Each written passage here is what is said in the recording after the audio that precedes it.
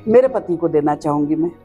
मेरे हर कार्य में मेरे पीछे खड़े रहे वो, आगे बढ़ाने के भी लिए उनकी ही प्रेरणा मिली। मैं जब शादी होके आई थी तो मुझे पति ने स्टार्टिंग में बोले कि नहीं आप वहाँ स्टेशन से टिकट खरीदो।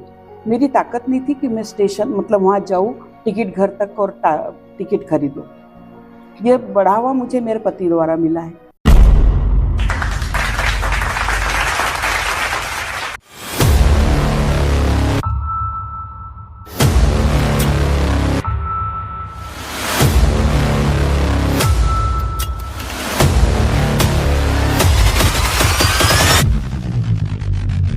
नमस्कार, मैं ऋषभ राज पाठक आपका लीड लैब के मंच से स्वागत करता हूं। जिस तरीके से हम लोग लीड लैब के माध्यम से विभिन्न क्षेत्रों के दिग्गजों से आपको मिलवाते हैं, उसी तरीके से एक और दिग्गज से हम मिलवाने जा रहे हैं।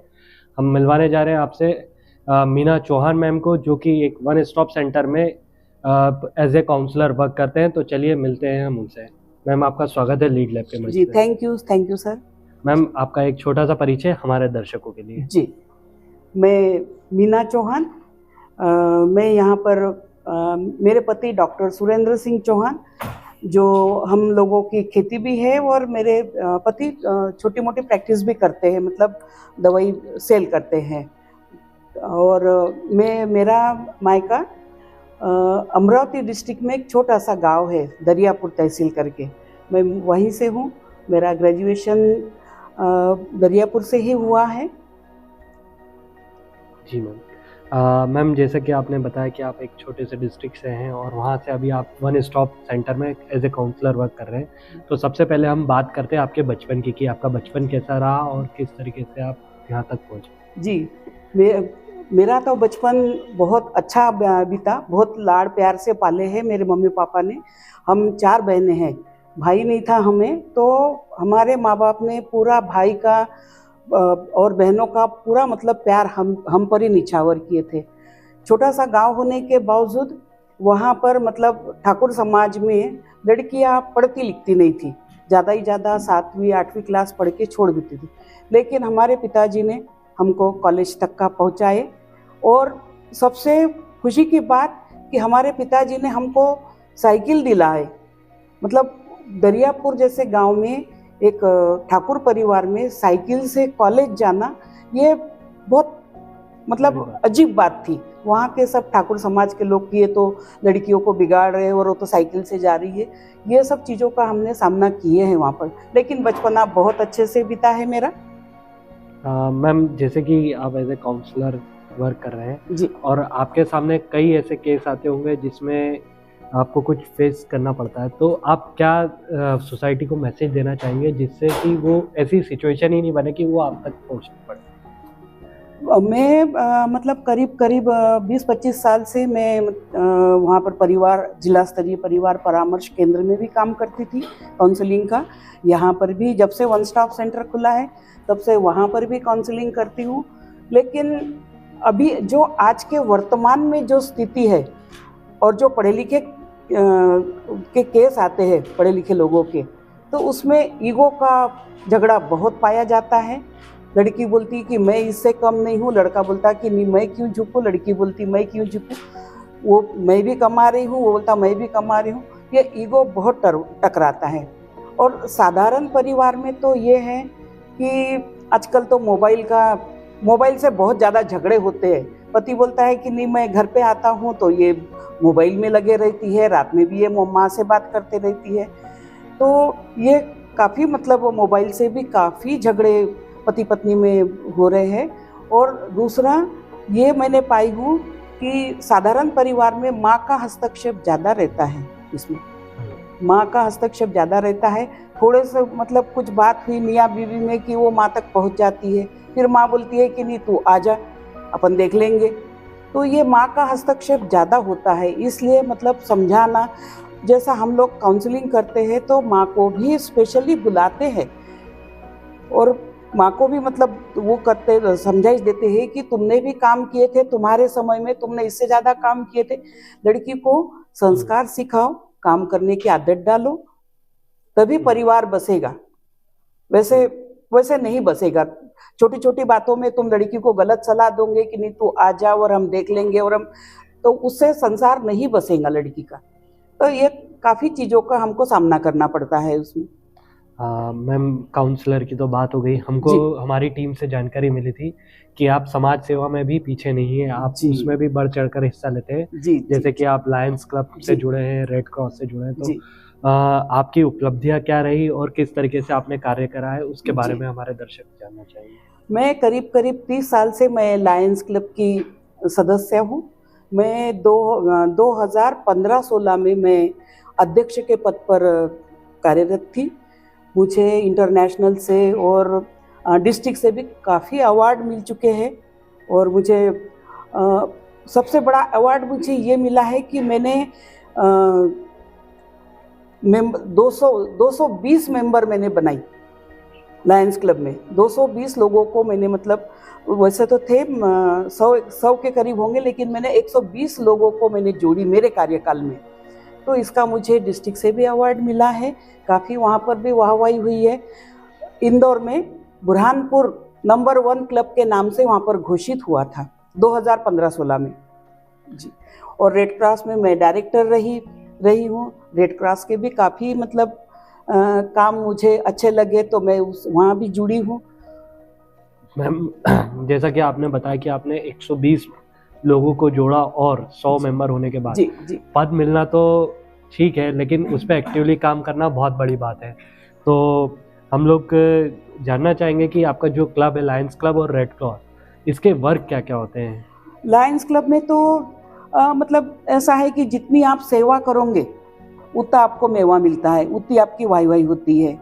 जैसा आप पहले मेरे समय में मैंने 235 लोगों के आंखों के ऑपरेशन की थी।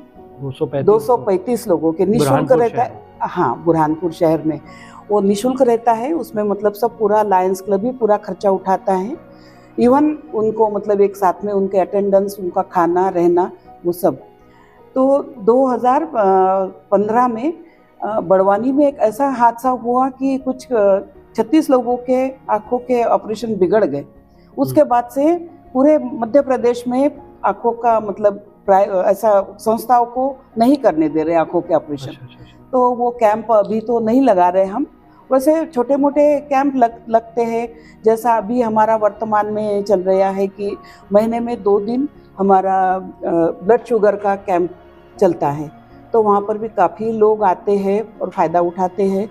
वैसे छोटे मोटे काम भी बहुत सारे रहते हैं, छोटे कैंप लगाना, अभी कंबल बांटना, ये सब मतलब लायंस क्लब सेवा कार्य करते रहता है। गरीबों को अन्नदान करना, ये सब करते रहता है लायंस क्लब। मैम, आपको एक काउंसलर बनने की प्रेरणा कैसे मिली और आप किस तरीके से काउंसलर बन पाए?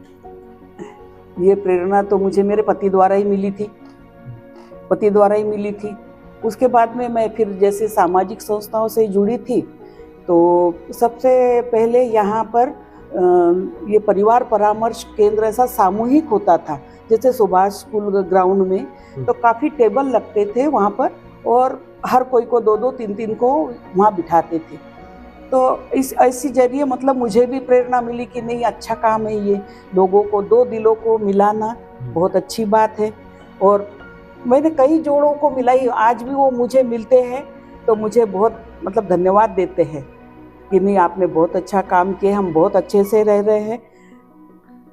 मैम, आपके जीवन में कोई ऐसी चुनौती आई जिससे आप हताश हुए हों? और चुनौतियाँ तो बहुत आई है, बहुत चुनौतियाँ आई है।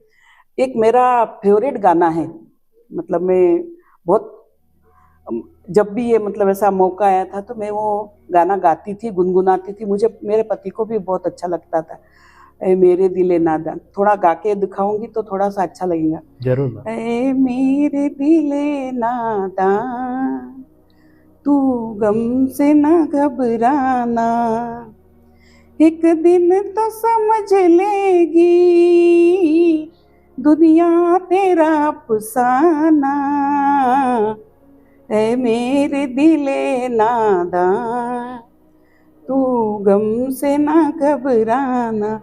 ये गीत से मुझे बहुत ताकत भी मिलती है मुझे, और मुझे मेरा बहुत फेवरेट है। तो चुनौतियाँ तो बहुत आई है जीवन में, मतलब बच्चों को आज ये स्टेज पर लाके खड़ा करना बहुत बहुत मुश्किल काम था। मतलब साधारण परिवार में रहकर 2 इंजीनियर बनाना, एक लड़की को, एक बेटी को ड्रेस डिज़ाइनर बनाना बहुत मुश्किल काम है। मुझे 2 बेटी हैं और एक बेटा है। सब अब सेटल है अपनी अपनी जगह, सब अच्छे हैं। मैम, आपने जो गाना गाया उससे ये समझ में आता है कि आपको जो भी चुनौती आई उसका आपने सामना करा और बिल्कुल कहीं ना कहीं सफलता हासिल की। बिल्कुल बिल्कुल। मैम, इस सफलता का श्रेय आप किसको देना चाहेंगे? मेरे पति को देना चाहूँगी मैं। मेरे हर कार्य में मेरे पीछे खड़े रहे, वो आगे बढ़ाने के भी लिए उनकी ही प्रेरणा मिली। मैं जब शादी होके आई थी तो मुझे पति ने स्टार्टिंग में बोले कि नहीं, आप वहाँ स्टेशन से टिकट खरीदो। मेरी ताकत नहीं थी कि मैं स्टेशन मतलब वहाँ जाऊँ, टिकट घर तक और टिकट खरीदो। ये बढ़ावा मुझे मेरे पति द्वारा मिला है। मैम, जैसे कि आप एक महिला हैं और महिला के रूप में अभी समाज में कहीं ना कहीं कुछ पाबंदियां हैं, तो आप देश की महिलाओं को क्या संदेश देना चाहेंगे? मैं सबसे पहले बताऊँ आपको कि मैं एक ठाकुर समाज की बहू हूँ, और जब मैं शादी होकर आई तो मतलब इतना घूंघट था और ऊपर से शाल ओढ़ना पड़ती थी, और जब तक का मैं किसी मतलब दूसरे के घर जाऊंगी तब तक का वो शाल निकालते नहीं, तब तक का मैं मतलब खड़े रहती थी और मतलब पैर पड़ के फिर मतलब बैठने का बोलते थे, बैठती थी। तो मैंने सबसे पहले पर्दा प्रथा मैंने ख़त्म करी समाज में। ठाकुर समाज में जब मैं ब्याह कराई तो काफ़ी पर्दा प्रथा थी, वो ख़त्म की। दूसरा, हम दोनों ने मतलब मेरे पति ने और मैंने बेटे की भी शादी की है, बेटियों की भी शादी, न लिए न दिए, न बेटियों को भी कुछ दिए न बेटे से भी कुछ लिए, बहू से भी। तो ये मेरी मतलब समाज को भी और सभी लोगों को ये है कि दहेज तो इतनी बुरी चीज़ है कि वो तो मतलब लड़की का बाप तो एक तो पढ़ाता भी है, पूरा खर्चा भी करता है, और ऊपर से ये दहेज का जो उस पर तमगा आता है तो वो तो बेचारा जान से हार मर जाता है। तो मैं यही वो दूंगी कि नहीं, दहेज प्रथा बिल्कुल बंद होना चाहिए। अभी तो करीब करीब वैसे भी नहीं ले रहे हैं बहुत से। जी मैम, आपके जीवन में कोई ऐसा टर्निंग पॉइंट जहाँ से आपका जीवन परिवर्तित हुआ? बस मेरे तब तक का मतलब बच्चों को जॉब वॉब नहीं लगा, तब तक का तो संघर्ष ही था। जब बच्चों को जॉब लग गया तब से एकदम जीवन बिल्कुल बदल गया, एकदम रईसी आ गई। बच्चे और मेरी सभी को ये मतलब एक वो है कि बच्चों को संस्कारवान बनाइए और लड़कियों को चरित्रवान बनाइए। जहाँ चरित्र रहेगा वहाँ तुमको कोई भी झुकाएगा नहीं। सबसे ज़्यादा मैंने भी मेरे लाइफ में, आज मैं 72 इयर्स की हूँ, मेरे लाइफ में मैंने चरित्र को बहुत बड़ा महत्व दी हूँ। बिल्कुल मैम, बहुत बड़ा महत्व दी हूँ मैंने चरित्र को। मैम, देश के युवाओं के लिए एक छोटा सा मैसेज। देश के युवाओं को मैं यही बोलना चाहूँगी कि आप जो आगे बढ़ रहे हैं वो तो बहुत अच्छी बात है, लेकिन साथ में संस्कार भी होना जरूरी है। संस्कारवान भी बनिए। ऐसा नहीं है कि अपन विदेशों में जो देखते हैं, विदेशों की अपने को वो लाना नहीं है। वेस्टर्न कल्चर, हाँ, वेस्टर्न कल्चर बिल्कुल नहीं लाना है। मैं युवाओं को भी यही बोलूँगी और लड़कियों को भी यही बात करूँगी कि आप वेस्टर्न कल्चर के पीछे पागल मत बनिए।